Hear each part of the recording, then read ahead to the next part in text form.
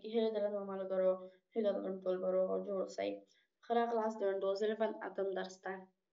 لکه څرنګه تاسو ښه پوهیږئ په تېر درس کې موږ تاسو د ډیسکټاپ پرسونالایزیشن په هکله معلومات ترلاسه کړل او د ډیسکټاپ پرسونالایزیشن په برخه کې د تیمز په برخه کې د څاڼو آپشنونه ولوستل. نن به موږ تاسو د ماوس کرسر آپشن په هکله معلومات ترلاسه کړو. ماوس کرسر په برخه کې موږ تاسو ته لومړی آپشن هغه د بټنز آپشن دی.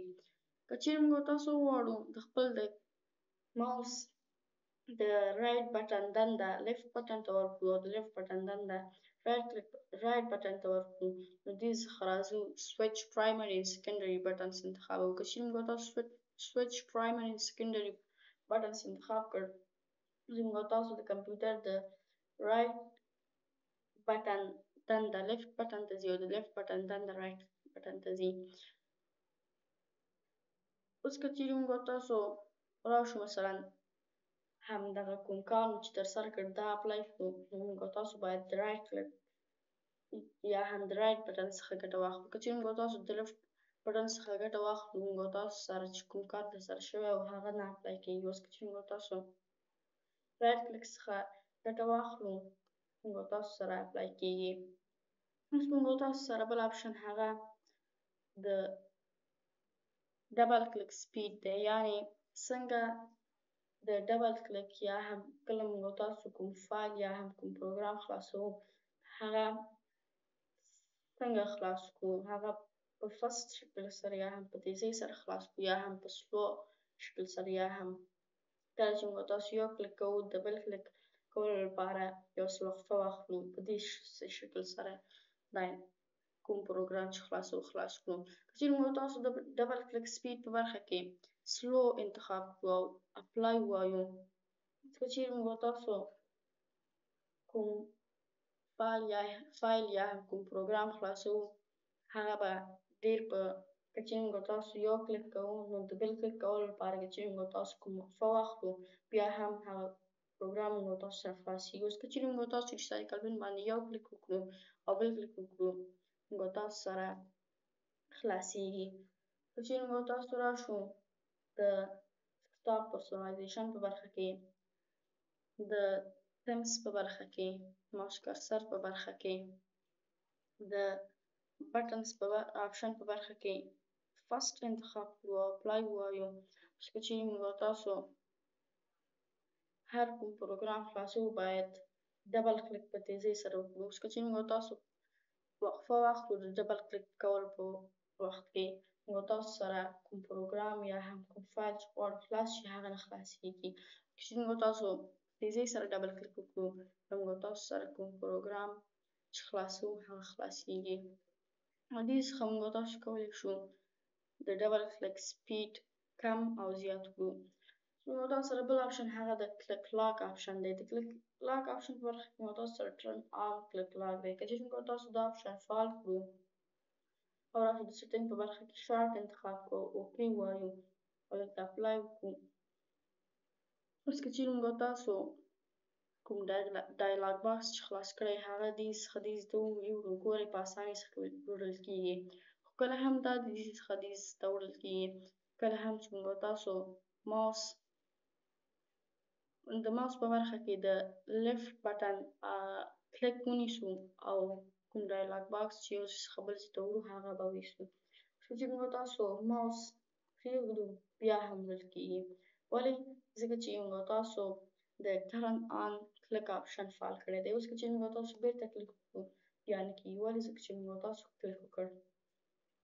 اوس هم که چیرې موږ تاسو وغواړو چې بیرته ټرن آن کلیک لاک غیر فعال کړو، راشو ماوس کوم ډایلاګ باکس چې موږ تاسو خلاص کړی او هغه د ماوس په وسیله له یو ځای څخه بل ځای ته ویسو وړل کېږي. خو که چیرې موږ تاسو ماوس پرېږدو بیا نه وړل کېږي. ولې؟ ځکه چې موږ تاسو ټرن آن کلیک آپشن غیر فعال کړی دی.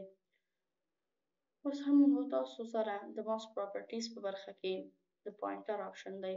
د پوینټر آپشن په برخه کې موږ تاسو کولی شو چې د خپل پوینټر یا هم د ماوس کرسر ته مختلف شکلونه ورکړو. که چیرې موږ تاسو هیلپ سلیکټ انتخاب کړو، راشو براوس ووایو، انتخاب کړو ایرو بیزي او اوس موږ تاسو اوپن ووایو او دلته اپلای وایو چې موږ تاسو د کمپیوټر کرسر د بیزي شکل ځانته غوره کوي. خو بعضې وخت موږ تاسو سره چې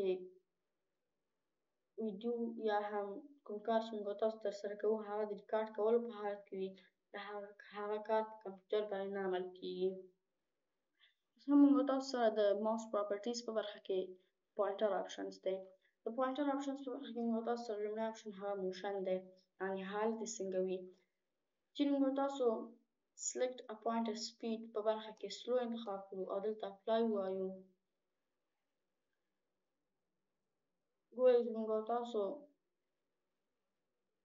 کرسر څومره په سلو شکل سره حرکت کوي. او که چیرې موږ تاسو راشو فست انتخاب کړو او راشو اپلای ووایو، اوس موږ تاسو کرسر څومره په تیزۍ سره حرکت کوي. که چیرې موږ تاسو بیا راشو سلو انتخاب کړو او انهانس ووایو، بیا بیخي موږ تاسو کرسر په سلو ډول سره یا هم په بیخي سلو ډول سره حرکت کوي، ځکه چې موږ تاسو انهانس پوینټر پریسیژن آپشن غیر فعال کړی دی. اوس که چې موږ تاسو دا آپشن فعال کړو نو بیا موږ تاسو د کمپیوټر په برخه کې د کرسر سپیډ لږ څه زیاتیږي. نو دې څخه موږ تاسو کولی شئ د خپل کرسر سپیډ زیات او کم کړو. موږ تاسو سره د ماوس پراپرټیز په برخه کې بل آپشن هغه د سنپ ټو آپشن دی. چې موږ تاسو د سنپ ټو آپشن انتخاب کړو او نوټ پد پروګرام خلاص کړو، په هغې کې موږ تاسو یو څه لیکل وکړو او بعد د هغه څخه موږ تاسو نوټ پد پروګرام مثلا کلوز کړو، بیا موږ تاسو ته یو ډایلاګ باکس خلاصیږي. په هغه ډایلاګ باکس کې موږ تاسو سره درې آپشن دي: سیف، ډونټ سیف او کینسل. که چیرې موږ تاسو وغواړو چې موږ تاسو کله هم کلوز آپشن باندې کلیک کوو نو زموږ تاسو کرسر باید مستقیما په سیف آپشن باندې راشي یا هم ډونټ سیف آپشن باندې راشي. نو دې کار کولو لپاره موږ تاسو راځو د سنپ ټو آپشن فعال کوو. هم موږ تاسو سره د ویزیبیلیټي آپشن دی. چې موږ تاسو د ویزیبیلیټي آپشن فعال کړو موږ تاسو کرسر دغسې شکل ځانته غوره کوي څو کرسر سر په سر جوړیږي. که موږ تاسو راشو دې څخه شارټ ووایو بیا یو دوه کرسرې بیا جوړیږي. او که چیرې موږ تاسو لانګ انتخاب کړو بیا څو کرسرې زموږ د کرسر څخه جوړیږي. دې څخه کولی شو موږ تاسو خپل کرسر شکل تغییر او تبدیل کړو. اوس هم موږ تاسو سره بل آپشن هغه د هاید پوینټینګ وایل ټایپینګ او شو لوکیشن آف پوینټر when I press the control key آپشن دي. چې موږ تاسو دا دوه آپشنونه فعال کړو دلته اپلای ووایو او راشو مثلا موږ تاسو نوټ پد پروګرام خلاص کړو، مثلا موږ تاسو د نوټ پد پروګرام خلاص کړو، مثلا موږ تاسو یو څه لیکل کوو، موږ تاسو لیکل کوو په دې وخت کې زموږ تاسو څخه کرسر یا هم پوینټر ورک کیږي. که چیرې موږ تاسو وغواړو خپل کرسر یا هم پوینټر دوباره پیدا کړو لومړی کار هغه دا دی چې خپل ماوس وخوځوو یا هم راشو کنټرول بټن پریس کړو. که چیرې موږ تاسو کنټرول بټن پریس کړو موږ تاسو د کرسر موقعیت پیدا کیږي. چې موږ تاسو وغواړو دا کار زموږ کمپیوټر کې تطبیق نشي نو راځو د ماوس کرسر په برخه کې د پوینټر آپشنز په برخه کې د شو لوکیشن آف پوینټر when I press the control key آپشن غیر فعال کړو او اپلای وایو. اوس که چیرې موږ تاسو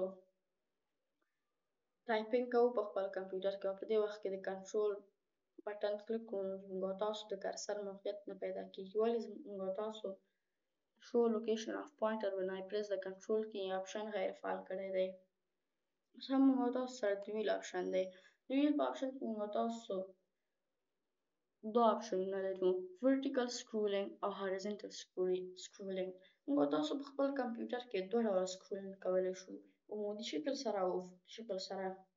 که چیرې موږ تاسو په دغه ځای کې مثلا یو انتخاب کړو یا هم راشو دوه انتخاب کړو یا هم راشو درې انتخاب کړو. هر کوم عدد چې موږ تاسو دلته انتخابوو او مثلا موږ تاسو ټایپینګ کوو په ورډ پروګرام کې یا هم په پاور پوینټ پروګرام کې یا هم په ون ډرایو پروګرام کې یا هم په نوټ پډ پروګرام کې، نو کله هم موږ تاسو سکرولینګ کوو په خپل ماوس کې، نو بیا موږ تاسو سره یو خط پورته ځي چې موږ تاسو کوم پروګرام کې چې ټایپینګ کوو موږ تاسو، ځکه موږ تاسو د ویل په برخه کې یو عدد انتخاب کړی دی، نو دې څخه کولی شو موږ تاسو vertically او horizontally scrolling د عدد انتخاب کړو. اوس که چیرې موږ تاسو راشو د ماوس پراپرټیز په برخه کې، موږ تاسو ته بل آپشن د هارډویر آپشن دی. د هارډویر په آپشن کې موږ تاسو سره دا ښیي چې موږ تاسو د کوم ماوس یا هم د کوم ټچ پیډ څخه ګټه اخلو.